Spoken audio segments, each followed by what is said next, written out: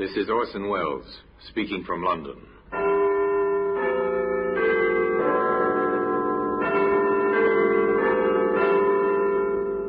Here in the grim stone structure on the Thames, which houses Scotland Yard, is a warehouse full of souvenirs, where everyday objects, a skipping rope, a glass, an iron, a stepladder, all are touched by murder. Now you take this key. This was on the floor beside the body, sir. A door key, the kind that fits only one lock. But whose? Perhaps the murderer's, sir. Today, this key can be seen in the Black Museum.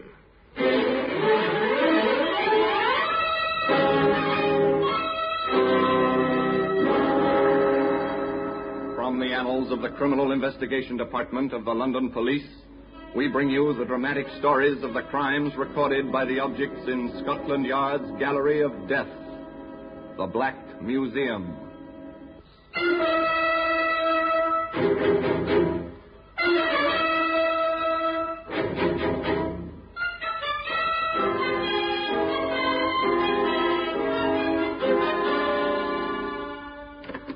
Well, here we are in the Black Museum, Scotland Yard's Museum of Murder. Here lies death, arranged neatly on the shelves and tables open to your view. Now, here's a spoon. It's a simple household spoon.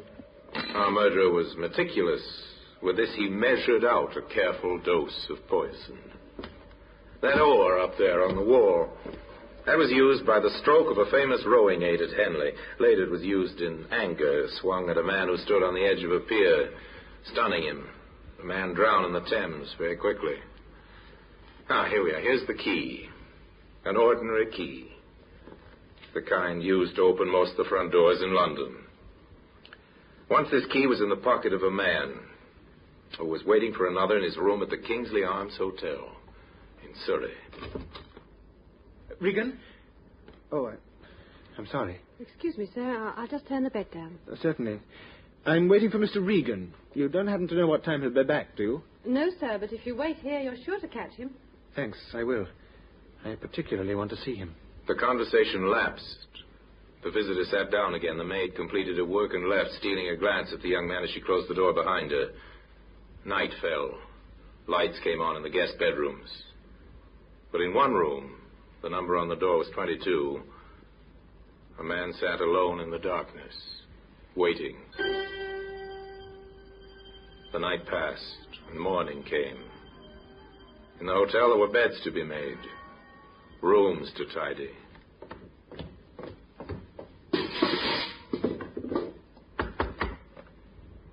No answer from room 22. The maid was pleased her work could be accomplished without interruption. She was thinking of this as she opened the door. Stepped in. The bed was unused, turned down just as she'd left it. Sunlight was flooding through the two windows, and on the floor, a man lay dead.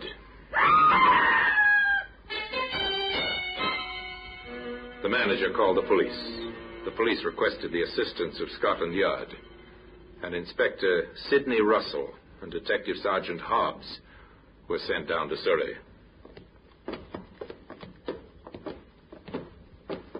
This is the room, sir. Number 22. Has anyone been in there since the maid found the body? No one, Inspector, except myself and the local police sergeant. On his orders, I kept the room locked. Good, ma'am. There you are. Thank you. I'll let you know when we need you, sir. The two detectives covered the room, and in their quick survey of the murder scene, they found several leads. His wallet, sir. Let's have a look at the identity card, Sergeant. There you are, sir. Name's Thomas Regan. What else you got there, Sergeant? Roll a note, sir. The killer either missed that or the motive wasn't robbery. Oh, I don't think it was robbery, sir. His watch is still on his wrist. Going? No, sir. It stopped at 7:25. That might have been the time the murder took place, though on the other hand, the watch might have run down this morning. He was shot through the head, sir. Surely somebody must have heard that. You would think so? Well, here's a shell I found on the carpet. Point 22. We'll keep this for ballistics. What else, Sergeant? Oh, some silver taken from his trouser pocket, a handkerchief with the initials TR in the corner, and a cigarette lighter. Was the initials TR? He's well labelled. And this was on the floor beside the body, sir. A door key. The kind that fits only one lock. But whose? Perhaps the murderer's, sir? Unless it belonged to Regan himself. Oh, it's not the kind they use in hotels. No. Was he wearing or carrying a keychain? No, sir. Then the key would have been carried in his pocket along with his money. Which hadn't been spilled onto the floor. You may be right, Sergeant, but to make absolutely sure, that key should be checked against every lock in Regan's home and his office and everywhere he might have occasion to visit. If it does not belong in any of those places, then it seems to me that when we find the door that key fits, we find the murderer. The detectives went downstairs to talk once more to the hotel manager. Inspector, this is a terrible business. Listen to those men in the bar. What about them, then? They're newspaper reporters. Oh, this is really dreadful. The notoriety, the reporters, the headlines. It'll ruin my business. It wasn't very nice for Mr. Regan, either. No, I suppose not. Poor devil. What can you tell us about him? Only that he was a commercial traveller. He's stayed here before? Oh, several times. A traveller, eh? Did he work for any firm in particular? Would you happen to know? Yes, I do know, because they always paid the hotel bills. He worked for a London firm, Hardy & Sons Limited. Thank you, sir. I'll leave the room upstairs locked until we have it photographed and checked for fingerprints. Oh, Inspector, there's one other thing I'd better mention. I think it's important. Yes? A man called to see Mr. Regan last night. Did you get a good look at him? I didn't see him at all, nor did the desk clerk. The maid found him waiting in room 22 when she came in to turn the bed down. Unusual, isn't it? Knowing Regan's room number? It suggests an acquaintance. Not necessarily, Inspector. Why do you say that? We have a register here in the foyer. It's on that wall over there. A room register? Yes, just a card opposite the room number. Some people don't bother with it, but Mr. Regan always put his card up. So that maid is the only one who saw this man? Yes, Inspector. Then I'd like to talk to her, sir. Oh, I'll go and get her for you. The hotel manager returned almost immediately with the maid. She was a young girl, very pale, her eyes still fearful from the sight she'd seen on the floor of room 22. Annie Mitchell, Inspector. How do you do, Annie? This is Inspector Russell from Scotland Yard. How do you do, sir? Annie, what time did you turn down the bed in room 22 last night? It was going on for 6, sir. And I believe Mr. Regan was not in his room. No, sir, but there was a man there. Could you describe him to me? Well, he was tall, fairly young-looking, and dark hair. He spoke educated-like. I see. What did he say? Just that he was waiting for Mr. Regan, and he particularly wanted to see him. Tell me, would you know this man if you saw him again? Yes, I think I would. The inspector was well satisfied, but Sergeant Hobbs, who had been questioning the guests, had not fared so well. Now, sir, I'm sorry to trouble you, but I have to ask you a few questions. Really, this is most annoying. I've been kept here all the morning, and it's extremely inconvenient. I quite understand, sir. Now, can you tell me whether you heard any unusual noise or disturbance during the night? The only disturbance of which I'm aware is the disturbance created by the police this morning. You didn't hear a shot, for instance? Certainly not. And you were in your room the whole evening? Yes. Can I go now? Yes, that'll be all. Thank you very much. Well, it's certainly not been a pleasure.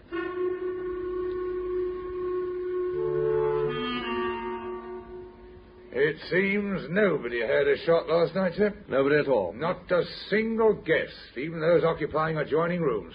That's funny. Anyway, I'm leaving you in charge here. The police surgeon will be arriving to carry out a post-mortem. All right, sir. Are you going back to London? Yes, I think the case winds up there. The next move is to London to check that key against every lock in Mr. Regan's home and his office just to see if it fits.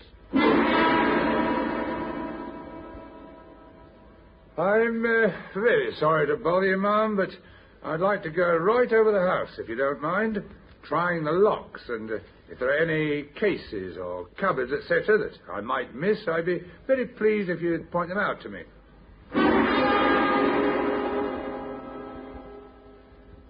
I've come along to see if you can help me, sir, in connection with Mr. Regan.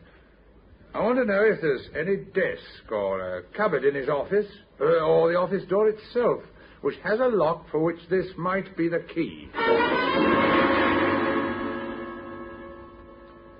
I believe you've a lock-up garage here, formerly rented by Mr. Regan.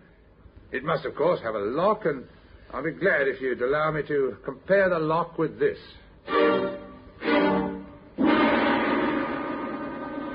No, sir. I've checked every conceivable place connected with Regan, and the answer's the same everywhere. The key does not belong. In that case, we have our answer. Somewhere, someplace, Sergeant, there is a door, and behind that door we'll find the murderer. You know, if I was a philosopher, I would say that it's rather symbolic that we have a key to which we must fit the lock. Still, I'm not a philosopher, I'm a detective, and it's our job, Sergeant, to find the lock, to find the door, and to find the murderer. And that's just what we're going to do, Sergeant. We're going to find the door that this key fits. In time, they were to find the door. By patient, methodical methods, they came to the front door of a small flat. The key fitted. The same key that can be seen today in the Black Museum.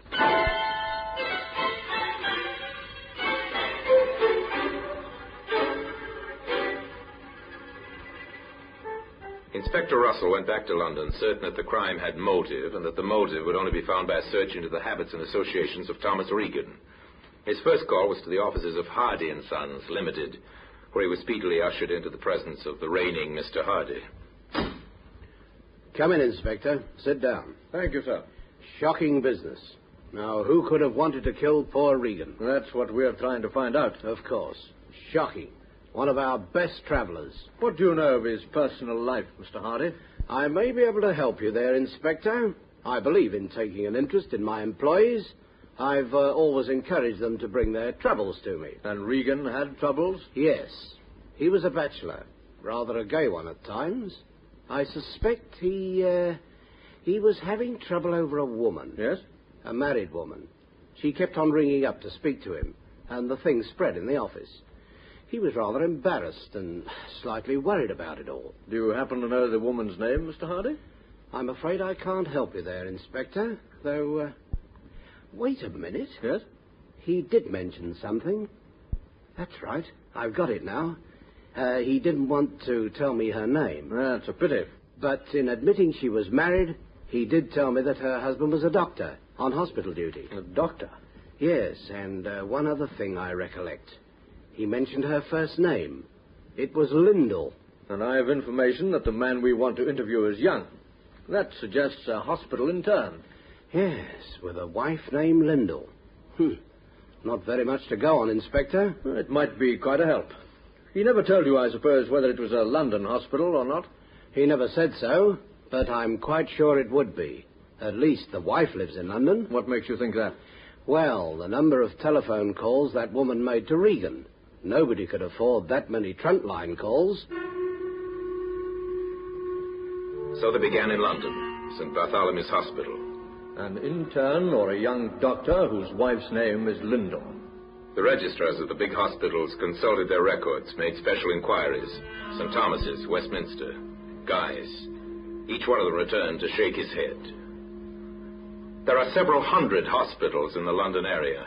Big general hospitals, small private nursing homes, special hospitals, children's hospitals, maternity, infectious, orthopedic hospitals. At the first 42, they drew a blank. Then, at the London Royal Hospital at last. A young intern whose wife's name's Lyndall. That's a funny one, Inspector. It's all the information we have, Doctor.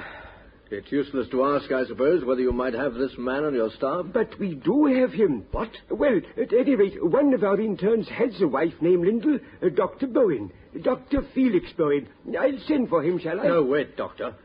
Could you give me some idea what this Dr. Bowen looks like? Yes, I think so. He's young, 31, I think, quite tall, dark hair. Would you have his address here in your records, Doctor? Certainly. I'll get it for you, Inspector. Thank you. And shall I send for Dr. Bowen? No, I don't want to see him just now, and I don't want it known that any inquiries have been made about him. Very well, you can depend on me.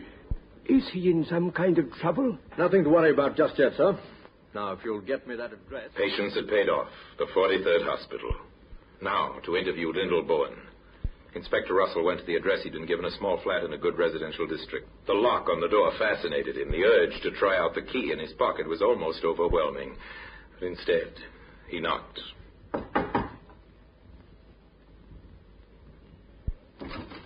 Mrs. Byrne? Yes? I'm Inspector Russell from Scotland Yard. Scotland Yard. May I come in? Yes, of course.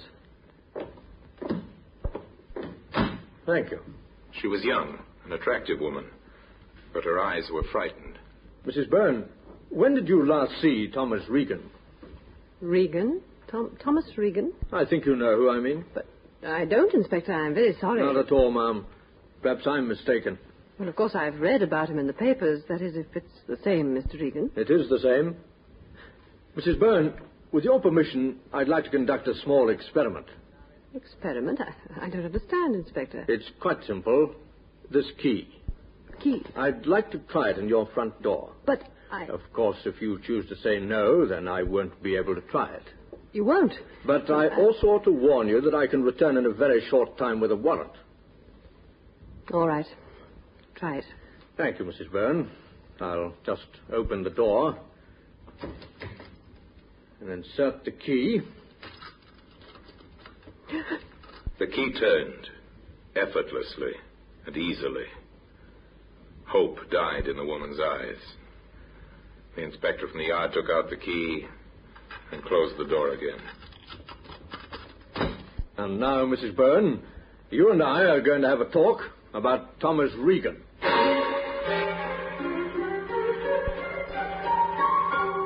That afternoon, several significant events took place. A gun was found beneath a pile of medical books. It was taken to Scotland Yard to the ballistics expert there. The gun checks, sir. That's a murder weapon right enough. Little wonder nobody heard the shot in the hotel. It's fitted with a silencer. A silencer. Evidence of premeditation. Late that afternoon, the record of its purchase was uncovered. The second significant event. The gun was bought at a shop in the Soho district, sir. A second-hand shop 2 weeks ago. By whom, Sergeant? The description covers Dr. Felix Bowen. And the proprietor says he could recognize the man if he saw him again. We'll give him that chance. Come on. Where to, sir? The hospital. To pick up Bowen. The third event was Bowen's flight across London. Somehow, in some way, the doctor learned of the net that was closing about him and made a run for it.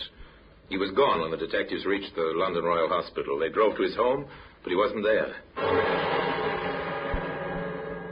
Now, across England, the vast network of police communications went into action. The teletype carried the news of the fugitive. Central to all stations.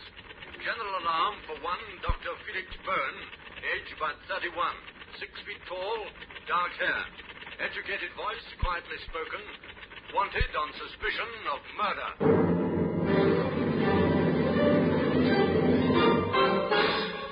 The search was on. In 1,000 stations, vigilant eyes searched for Bowen. On the streets, on trains and buses, in restaurants and hotels. Within 24 hours, he was picked up. I really must insist. This is a terrible mistake. I really don't know what this is about. I'm sure you've got nothing to worry about, sir. Just answer a few questions, that's all. Well, of course, I'm perfectly prepared to cooperate with the law, but I must insist on an explanation at once. Yes, of course, sir. You see, unfortunately, your appearance coincides with the description of a man wanted by the police. Oh? It's just a routine matter, sir. If you'll give me some proof of your identity, we can clear the matter up in a few minutes. But I explained to the constable it's no longer compulsory to carry an identity card. Yes, I know that, sir, but before we release you, we must have proof of your identity. Yes, but how can I? You see, sir, we must be sure you're not the wanted man. But I've told you already. Now, Mr. Bowen. Yes? Yes, Dr. Bowen.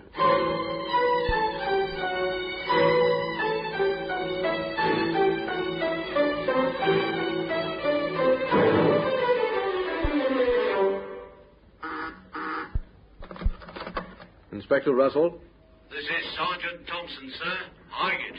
We've picked up a man who we believe is Dr. Felix Bowen. Hold him, Thompson. I'll be there in a matter of minutes.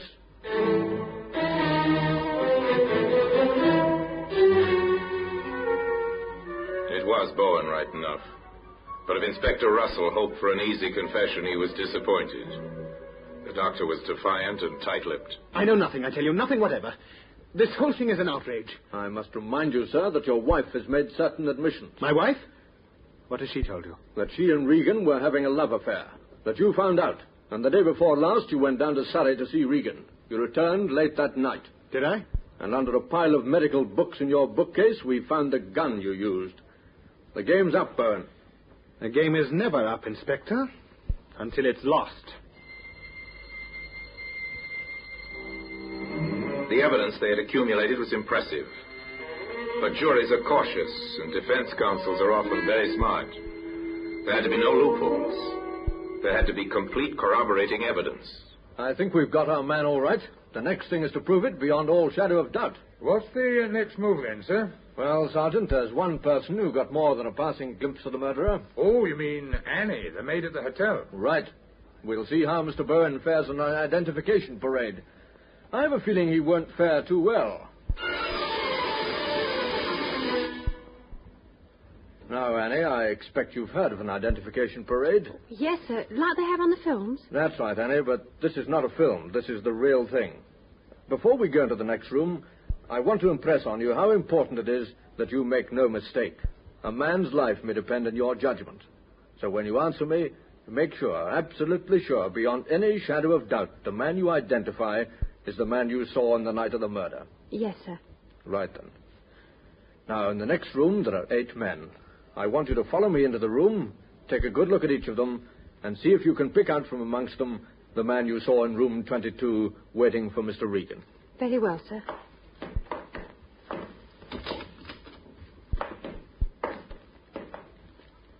It's not the first gentleman, nor the second.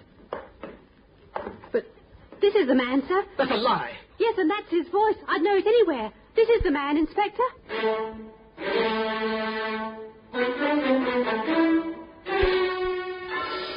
Well, Mr. Byrne, would you like to make a statement to us now? I have nothing to say, except that I doubt that the evidence of a silly maid is likely to give you a conviction, Inspector, whatever you may think. We're depending on more than that, Mr. Byrne.